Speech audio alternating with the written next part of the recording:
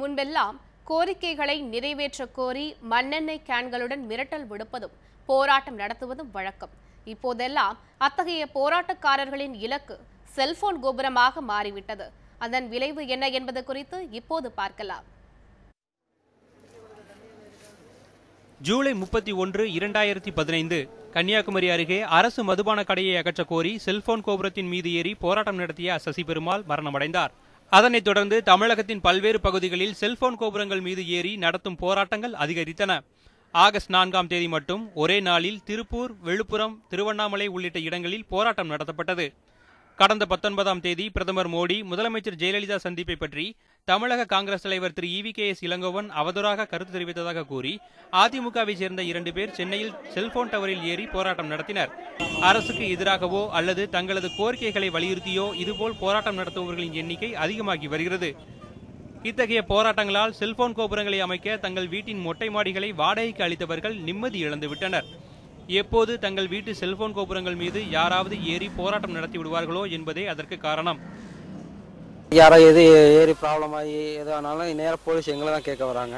அப்படி கேட்கும் போது என்னால் எதுவும் பதில் சொல்ல முடியாது. இன்கேஸ் அதுக்காக பதில் சொல்லணும்னா நீ அதுக்காக போலீஸ் ப்ரொடெக்ஷன் கொடுக்கணும். இல்லை இந்த டவர்ஸோட ஓனர்ஸ் வந்து செக்யூரிட்டி காசு போடணும். இல்லைனா இதுக்கு ஃபுல்லாக லாக் ஃபெசிலிட்டிஸு அந்த மாதிரி பண்ணிட்டாங்கன்னா எங்களுக்கு யூஸ்ஃபுல்லாக இருக்கும். நாங்களும் வெளியில் எங்களோட ஒர்க்கையும் பார்க்கணும். நான் இதுக்காகவே நான் டைம் ஸ்பெண்ட் பண்ணி நான் இந்த மாதிரிலாம் இருக்கவும் முடியாது.